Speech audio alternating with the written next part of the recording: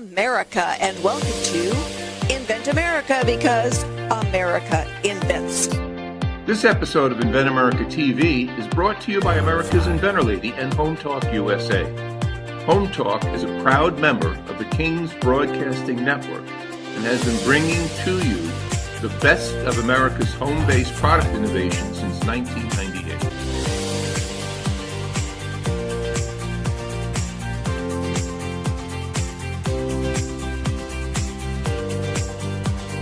This segment of Invent America TV is brought to you by the law offices of R.P. Baraska. RPB law offices have been bringing corporate-level legal expertise to the independent inventor community for more than 20 years. For all your inventing legal needs, trust rpblawoffices.com. Welcome, America. That's right. This is the Invent America show here on Invent America Radio on the King's Broadcasting Network. I want to welcome all of you to the very best in home improvement information education, Invent America education, and obviously Made in America education right here on one channel. We want to welcome some of our great affiliates each week, every week. We can't forget about that big station in Owensboro, Kentucky, WOMI 1490 AM, also simulcast on 99.1 FM in the Kentucky mountains out there. And I want to welcome all of you. And it's so great to have my next host back. We kind of missed her last week, the inventor lady herself, Miss Rita Crompton. That was really covering the ASD Market Week show in Las Vegas. She's back behind in the studio. And I'd like to welcome her now back. So we could kind of get her slow into it. You know what I mean? But Rita, how you doing? Just fine. Still recovering from being out in Las Vegas for a week and getting everything, done and headed in the right direction. Well, tell us about the show. Let's talk about that a little bit. It's a show that you've been doing now for the last, I think, 3 years now. And it's a show that's really gaining some traction out there in Vegas because it's really a multi-purpose show, right? Has a lot of stuff going on. Yeah, they're trying to become more of an innovative show, new products. Buyers know what's old. They've been tagged with being a buyout, sellout. And they're trying to, revamp their own personality as far as the show goes. So we were in 1,000 square feet right by the badge pickup area, which was kind of cool. And, but then we were also by a lot of the closeout areas. So sometimes that was a little bit, unfortunate, but being next to badge pickup, everybody's got to walk by you. So that's a good sign. And, it was busy getting set up, always is. 1,000 square feet, 25 products. Holy cow, we work like crazy.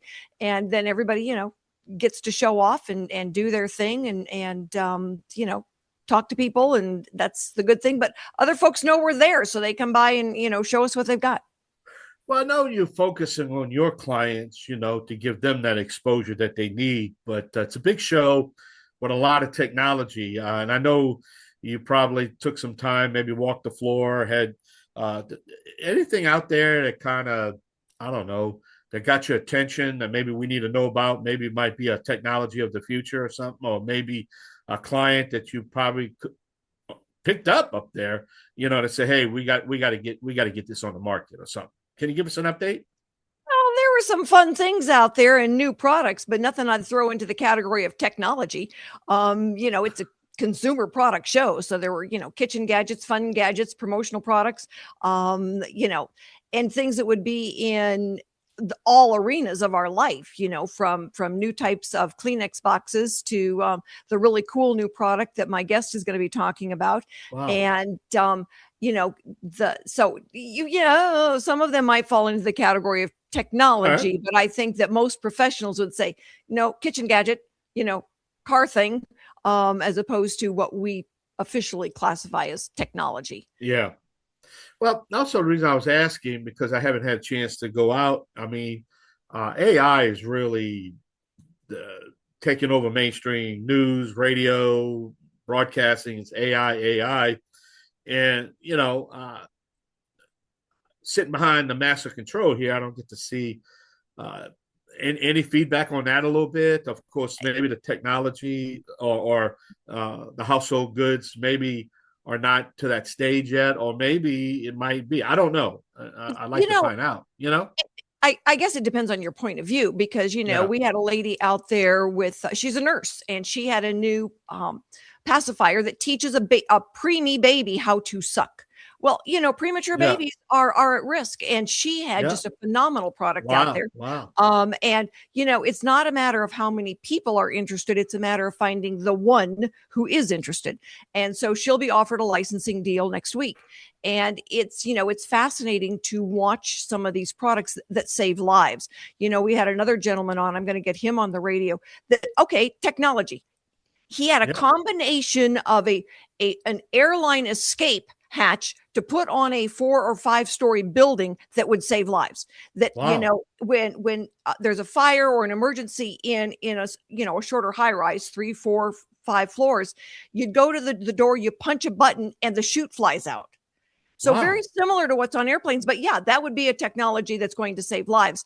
And, where you've got those rickety stairs that go up, and, people can break into a building, no more, because there's no stairs from the street up to these lower floors. And you just, something's happening. There is leave the building now. They go out, they punch a button, they slide down a chute. And so more people faster out, safer out, because there's not rickety stairs anymore. Very cool product. He's out of New York. And so we're going to get him on the show again, just to talk about his very cool technology. Well, I can't even imagine that decision you have to make, up until this, till you just told us, do I jump or do I burn? I mean, I can't even comprehend that, you know what I'm saying? Yeah.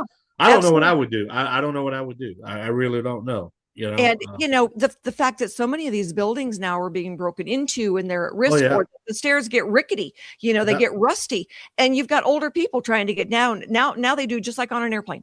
They jump in a chute, they slide down. More people, faster, safer, easier. I mean, the whole thing is easier. And so very cool technology. And I was really proud of him that he was there with us and showing off. So, was his a consumer product? No, but he wanted to show people. He wanted to start getting feedback. And so we'll work at licensing his product as well. But, just some of those really interesting pieces that were out there. And, we've learned that artificial intelligence is pretty artificial. At some point it can be very helpful, but at another point it's really stupid. It's only as, intelligent as the person putting in the programming. And sometimes it can be really crazy. So you've got to use it in reserve, I guess, is my point. That's about James Webb's, our guest coming up. I know we're excited to have him because he's exploring into different products, right? Well, he is.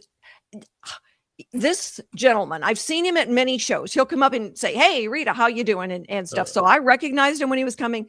Very cool new product, but he has got multiple products in the marketplace already. This guy is a professional inventor, writer and artist, and just very, very entertaining and very different products that he's already got launched. So it'll be fun to talk to him and have him tell us about his process and his steps. Just from my curiosity, is most of his products licensed or manufactured by him? I mean, most of them, he looks for license deals, just for my audience to know. He looks for some. So most of them are, he gets it teed up because he has got probably 15 products that are in the marketplace. Wow. So he is a master inventor. 15 and counting. You bet. Yes, he is. Yes, he is. I'm excited to hear from him because, man, that's what this show's all about, bringing guys that's been through the stages and then educate in them stages to bring the young inventors to market. I mean, it's the more information we have, the less mistakes you're going to make. That's the bottom line, right, Rita? Absolutely. And the company that wants to license his product figures he'll be a multi-million-dollar product in, a short amount of time. We're talking in maybe a year or two, and that this has just got a huge. And some of the guys that I met last year at ASD Market Week that were in the NFL with the logos and everything, we took them over so they could meet him, and they loved his product. It's like, how fast can we get inventory? So a lot of the times, you meet the right people and you talk to them and you can make a deal. All right, Rita, we got to take a short break. We're going to come back right here on the King's Broadcasting Network. This is the Invent America Show. because Invent America, because America invents. That's kind of a tongue twister. You know that, right? Trying to say it A little bit. Yeah, it's kind of rough there, but right here on the King's Broadcasting Network and on the Invent America Radio Network. We want you to stay tuned with our first guest. It will be up right here. So we're excited to have him. Always support your local independent hardware stores and garden centers, and let's pledge to hire a vet today. We're going to be right back. Yay! I'll come back now. You hear? This segment of Invent America TV is brought to you by SearchQuest Patent Search. SearchQuest provides for a comprehensive patent search that searches the entire world and not just the U.S. Patent Office. Make sure that before you spend those big bucks having a patent written, you've done your due diligence by getting a comprehensive patent search. Use SearchQuestPatents.com for all your patent search needs. They scour the world for you. And my guest right now is James. I have no idea what his legal last name is because he goes by James Creation because he creates the most interesting products. So, James, I want you to tell people about yourself, as a professional inventor, because when you've got that many inventions, you are a professional inventor. What does that mean to you? That's a big question, Rita. I guess it means because that's always been since the beginning. I wouldn't say a passion, but it's more of something that's inside you that you really can't explain, that you just do. It's like a frog jumps, a rabbit runs, a butterfly flies. It's like I just invent and create. So I know when I can't help it. When I said, so how many products do you have in the marketplace? I was figuring 4 or 5, because you've told me about some of them. When you sent me the list, it's like, okay, holy cow. I did have this gentleman tagged right as a professional inventor. So what are the things, what are the process you go through? It's like, all right, 2:30 in the morning, you're like, oh, aha. And you figure out, you write it down and then you start working on it. What does professional inventor mean? It means that your job is to create and to execute. About coming up with ideas, I guess because I look at things different, I see the gap between things. So between a brush and a lawnmower, I might see the gap to bring something together. And then if I see that gap, then I'm like, oh, the aha. So then I do the ideation process. I start to sketch it out and I say, okay, that's going to work. And then how does it work? So I got to make it, see how it's going to work, how it's going to function in the real world. The ergonomics, does it fit what my ideas of how it's going to play out, how it's going to function? And then from those things, the idea becomes to fruition. All right. So basic process. You live in Las Vegas. Yes. And, were you born there? No, I was actually born in California, but my mom and dad, they came here when I was very young. So I grew up here. And then, of course, back and forth, California, other places for inventions. There you go. Business. So at what, you're creative, but at what point in your growing up did you think, okay, I'm an inventor? Well, I was always tinkering with stuff, around the house, taking apart toys and, things that I would get and putting them back together, fascinated how things would work. But my real passion in the beginning, because I could draw from a very young age. I don't know what happened. You're still on. Oh, okay. I could draw from a really young age. So it was obvious that, I had talent in art. So that was more of the goal in the beginning, to go to either work for Disney or Marvel or one of the top, comic companies, publishers. And so that was the main goal. But through that, I was always fascinated with Bugs Bunny and all the other cartoons, how, the Wile E. Coyote would invent all these things. So it was kind of like an intricate, involvement of how these things would be, made. And I was fascinated with the little toys in the cereal boxes and, just a curiosity and interest of things like that. And so I guess just a progression of interest and talent you might say, like, oh, let me make this, from fixing stuff. It kind of just developed that way, and always had the entrepreneurial spirit. I just always felt like I wanted to do something outside the 9 to 5. So those There you kind of go. things drove me as well. So how many inventions have you come up with over the years?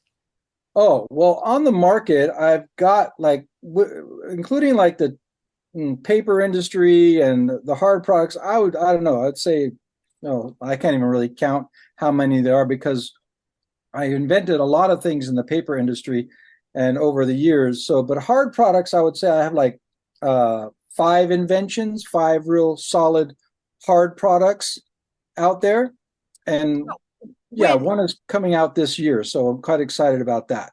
Yeah, so are we. Yeah. Well, I got a game coming out this year. It's called Smack Out. So it's really fun, really exciting, an all family game, and it took 4 years to get to this point. So that's another big question you may want to know about our inventors may want to know. It's not an easy road. No. I was going You to know ask. that. Yeah, for sure. So when you're going through, at what point do you're working on an idea, you've got, you've had an aha moment, and you say, nope, this is not going to work, and you let it go and you move on to your next one. It's so funny because I've been very, I don't know, fortunate. I won't say luck because, luck is fictitious, but I've been fortunate in that the only thing that has happened to me is I've come up with an idea that I thought was really good, and it was really good. And then I did a patent search and I found out there was 6 patents on it. Uh-huh. So I was like, oh, wow. Like, how can I go to a company and say, here, this is, my invention. There's 6 patents on it. Just very similar to this. I abandoned those because I'm like, no, I'm not gonna try to get in there and, because mine has a fraction of a difference. It doesn't make sense to me. Right. And that good business call on that one. Yeah. I've seen other inventors that say, well, I changed it a little bit. No. No. Yeah. And the idea of getting a cease and desist order is not fun. Right. And I found that I like uniqueness. I've always strived for originality. So when I see that happen to me, and it's only happened once, and that was I was going to approach Icy. I had a really, I was contact with the CEO. I did all my, footwork. And then when I did the due diligence and I found this straw and it had 6 of the patents, and I was like, good thing I didn't pitch it to him before I found that out. James, take a deep breath. We got to pay some bills. We're going to get you back to finish this part of the conversation I'm excited. In just a few seconds. So everybody stick with us. We will be right back. If you're an inventor or an inventor out there who would just like to be able to have a conversation with other inventors, join the Inventors Roundtable. It's free. The meetings are virtual, so you can be anywhere in America and talk to another inventor. And for a lot of folks out there, understanding the process, being able to ask questions, getting good service provider information is critical to the inventing process. So, got questions? Want to join? It's free. inventorsroundtable.org. And thank you so much for being with us for this segment of Invent America, because America invents. We've been doing it for centuries, and we will continue to invent products that make the consumer's life better. And this segment is brought to you by Wood & Wood. They are the trusted seamless gutter company specializing exclusively in gutters. WeNeedGutters.com. And my guest is James Creation. Love your last name, James, because it's so fitting for who you are and what you've been doing for decades. So tell everybody, what was that first round of, getting a product out there? Well, like I said, I was always had the, creativity, and, my goal was to be an artist in a, comic industry or animation. But I always had this idea, this tendency to tinker. And I started my first company to try to print T-shirts, and I thought I was going to sell 1 million with my art, and I sold like 5. So that was had to dump that. And a trip to California, and bodyboarding. We were surfing. We were always athletic, but we just weren't that good. And I was like, we got fins for the feet, but what about the hands? I'm not getting enough power. So I just had this aha moment. And I thought about, the frog hand or the creature of the Black Lagoon. I came home, I sketched out this drawing, and my friend called me and he said, "So what are we going to do with one of your characters? We're going to make a doll?" And I said, "Nope, we're going to make a webbed fingered surfing glove." And he's like, "Okay."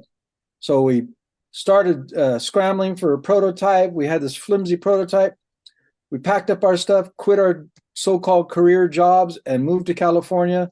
And we lived in a single room. We cut our own hair, ate steamed vegetables for months, got the gloves produced, and we started selling them up and down the coast of California out of the trunks of our cars. And they just started to explode. We started doing ads, sponsoring surfers and bodyboarders. And we got approached by one of the largest companies in sports and surfing. And they loved our product. And after about 2 years, they bought us out. And that was the beginning of the beginning. I just never looked back. So what other, you're all right. So you're in, the artsy stuff. You do a lot of the drawings and everything. And then you're in the swimming industry. What are some of your other products? Yeah. My second invention was the flying creature dragons. I invented these because I was artistic. I was drawing these, fantasy looking dragons. And actually my mom said, she goes, "Well, why don't you make one of those fly?" And so I was like, yeah. So I had this inspiration. And remember the old white gliders that have the red and blue stickers on them? So I took one of these and I just modified it. And I started making a prototype and filed for a patent. And because I was coming off of the success of web, so the door was open. So I got into one of the largest glider companies, and bada boom, bada bang. They were like, "This is awesome." And that was my second. Sold it before we went to market. And that's kind of the business plan that I've had ever since. I don't produce anything, or I haven't had to, and not that I'm against it, but going to manufacturing and marketing, that's a big step. And so my business plan has been produce it, develop it, file for the IP, and then approach a company that's in that space or an investor that wants to bring it to market. And that's been my model ever since.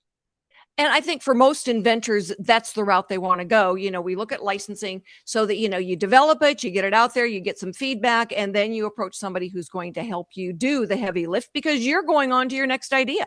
Yeah. And, that's good for some people. Some people have a real passion for an invention and they solve a great problem. And that may be their one hit wonder, so to speak. And they may just think that's it. That's what they want to get out there. And so they may want to produce it. They want to go that way, or they may want to approach somebody that, is in that space and produce it for them. And maybe that's all they're going to do. So it depends on what your goal is, what your life dream or drive is. And for me, it is continuing to create new things. So I'm always looking for that licensing partner to take the product and do the sales and do the marketing, collect the royalties, and I'm already on to the next 5 inventions.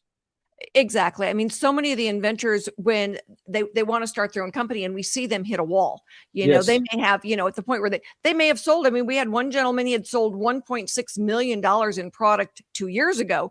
And then he started seeing it tick down and he sold 1.1 the next. And he realized, he couldn't do anything else on his own and needed then the extra hands. And so we do see that. And then for there's other inventors, they just don't have the funding to do it. And, they're just so grateful that they're able to find then somebody that's going to license it and do the heavy lift. And for others inventors, that issue of being knocked off, the licensee is the one that fights that, then not the inventor. Yes. And, there's many horror stories out there, where, these companies like Telebrands, they knocked off, a bunch of balloons from Josh Malone, Guru, and others, just many different companies. And it took 4 years, 24 million. And who has 24 million to fight another company? So you got to get with a good company. If you have a great product, it's always best to research and find the best company for your product, for the best support, the best distribution. And, you want to get a reliable company that's going to, pay you your royalties.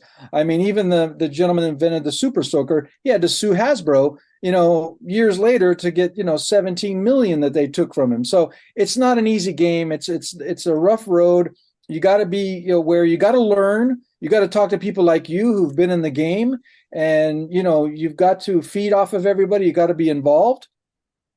And I would just say, if you have and I don't want to say passion because that's such a fleeting word, you got to have the discipline for it. If that's what you love to do, is to invent, then you got to stick with it. Like I tell all inventors and entrepreneurs, I say, if you're either in the pool all the way, or if you're dipping your toe, you might as well not even try to swim, because it doesn't work.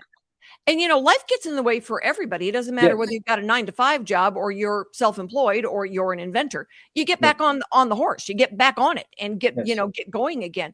And for a lot of inventors, like, well, I want to wait till it's perfect. Oops, no such thing. You can always make improvements to something. And if you wait till you're perfect, that's just an excuse to not take the next step. And, then there's others. It's that, it's like, well, I'm going to wait till my patent issues. Nope. That shouldn't be, something you wait for, because other people are solving problems. And if they beat you to market, they beat you to market. And it's really tough to claw that back. Absolutely. And that's the beauty about provisionals. They're $140 to file for yourself. That gives you a year to present your product or develop it, and to get it exposed to somebody that may want to bring it to the market. And now the provisionals, you can even extend them. So with the USPTO, they have an extension program that you can pay a fee and extend your provisional, so you still keep that date. So that's a good bonus that's happening. But I would also like to say diversification is the key to success. I don't care whatever business you're in. If you're a single, like you said, a one show pony, your one pony show, you're either going to have great success and you're going to go on to something else, or you're going to blow it on whatever it is you may blow it on. Who knows? Life is life. We're not perfect. Things happen. But if you diversify with me, like I like to be prolific. It's not something I really, had in mind when it happened, but it just, the idea of seeing a product or the gap between products and seeing what's possible, that's my imagination. That's kind of my talent, you might say. So it can happen in different areas. Like mine was water and surf, and I did develop some other products in the water and surf area. That wasn't just the one. Out of that, developed a couple other things. But then I went to the gliders, a totally different market, toys and from surfing. And then I went into the paper industry and, started, because I always want to be illustrated. I went back to art college and I started learning, more about art and drawing. So that was a great passion of mine, to be an illustrator. And so out of that, not only just illustration, came paper products, paper engineering. I think for a lot of inventors, when they invent in the realm they work in, they create a better product. And it's just like, you're artistic, so you're working in that area as well. When I get somebody that has no connection to the area they are inventing in, it's like there's a world of hurt coming, because there's usually a lot of information and technology out there. And so, paying attention. But we're going to have to go and pay some bills. We'll be right back with James. And so if you know anybody out there, all right, who's got an idea and wants to know the next steps, have them call me. You know what? That phone number is everywhere. They're going to etch it on the side of my casket, because I'm taking it with me. Stick with us, everybody. We will be right back. Introducing the amazing new Snoozle. It sprays faster, lasts longer. Ask for Snoozle by name. Everyone, and thank you so much for being with us for this segment of Invent America, because America invents. So my guest is James Creation, and James has been doing this for a long time and has several products in the marketplace.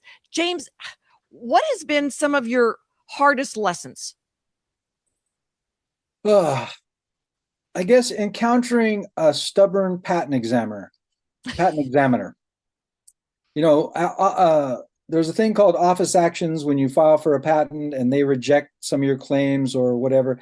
And I just had this one product, and they were arguing the base, which was a basic thing that everybody has. So they kept arguing that it was like other things. And I had to abandon the patent after 3 office actions, because I just wasn't winning the argument, and it was costing me too much money versus, risk versus reward. So I had to abandon the patent and move on. Yeah, that's too bad. I know we had an inventor who's a very dear friend of mine, and she was getting the same runaround. And so we finally, the examiner's head was stuck in a rut. Yeah. And so we finally sent her a link to a video and then got on the phone with her. And she goes, "Oh my God, I had no idea this is what it was." And the patent issued then a few weeks later. So sometimes they just, they can't read your mind, and they see the drawings, they get stuck in a rut and they can't get out. And Yeah. so we have found that, the phone call with the inventor and the examiner sometimes is very, very beneficial. And we've had it a couple of times since then where we've learned that, they've got to be able to see your vision. And then it's like a light bulb goes off and they think, oh, now I get it. So they didn't learn it. So, go ahead.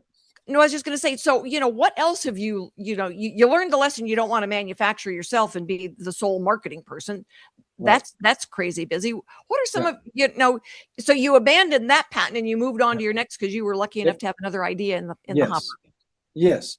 And that's the thing, I was like, okay, it's like cut bait, it's like move on and cut bait, get out while you can, after, spending too much money, and even phone calls to the patent examiner didn't work for me. So it was just maybe not meant to be, I guess. So yes. And I had other inventions. So I just, okay, drop that, took the funds, started, making the investment into that. And I think that's what you have to do. You have to see the market. You have to see where the direction of the patent is going or the idea is going. And you have to either say, you know what, this is not going to work, or there's nobody interested, and you've got to move on. And you have to know, and that comes a bit through experience or partnering up with somebody that knows, like the Inventor lady yourself, or people like Proto Launch. And these guys, you've got to move on to find somebody that you can, if you're not inexperienced like me, you have to find somebody who has experience so it can help you the trials and the pains and the finances that you may be able to avoid so that you can get to where you want to be quicker and without a loss of too much money. So I got to see you in Las Vegas last week at ASD Market Week, and it was wonderful. It's like, oh yeah, there he is. So, it was a lot of fun. But what was the most interesting thing that happened to you out there at ASD? It's interesting because I met through you. I met Mike, and so that was a huge thing meeting him. But the interesting thing was meeting a gentleman that didn't know anything about inventions or patents, and he was just fascinated with it. And to get him to engage was very, very well. I guess it was like a great experience to meet somebody that isn't in the game but appreciates it. So sometimes that's a very positive thing to meet somebody who loves what you're doing but knows nothing about it. Yes, you're exactly right. The interesting thing is that, I introduced you to Mike Ryan with Pronto Launch. He introduced you then to the NFL guys. Yes. And he met them because I introduced him to them because I met him last year at ASD. Exactly. And it's always interesting the way things kind of circle around to get things done. Well, that's when I wanted to make sure I get this across, is that being, there's this old saying about, being where you're supposed to be or being in the right circles. Well, if you're not doing what you're supposed to do according to your business or, whatever it is you're in, if you're not doing that, you're not going to be in the right place at the right time. But if you're going to the shows and the convention, like you see me all the time, because I'm going to as many shows as possible that are interested, those kind of that have products, and the licensing expo and ASD and the toy shows and all these. If you're not going to these shows and trying to find and meet people, you're not going to meet people. You're not going to meet the people you need to know. And so you can only blame yourself. You got to be active. You got to be fully active. That's what I say. You got to be fully engaged and fully active. And you got to research these things, because like some people tell me, well, how did you know about that? And I go, because I'm looking for it. If you're going to find it, you got to look for it. That's right. And so, this one inventor, we had cool product, but he would never go to a trade show, never go and meet people, never saw anybody eye to eye. He always did, he did things. And so then when the business started falling off, he couldn't figure out why. It's because you've never gone and met anybody. Right. And as well as I do, that all business is based on relationship. If you're not meeting the people and getting to know them, regardless of your character, if you're not a good person, but you have a great product, you might meet somebody, be able to work with them.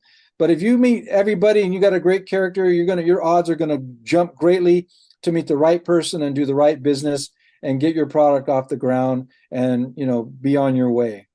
So as we tie up this segment, yes, James, what is a one-line piece of advice you've got for inventors? Gosh, that's a big one. 20 seconds, count it down. Do your research, make sure there's no other product like yours. Make sure you do your research and make sure it's original. Be original. There you go. And then get yourself out there and meet people and answer your problems. So anyway, thanks everybody for being with us for this segment of Invent America. Thanks everyone for joining us today. We will be back next week with more stories on getting products from mind to market. We will have new inventors and industry experts. So join us and have a wonderful week.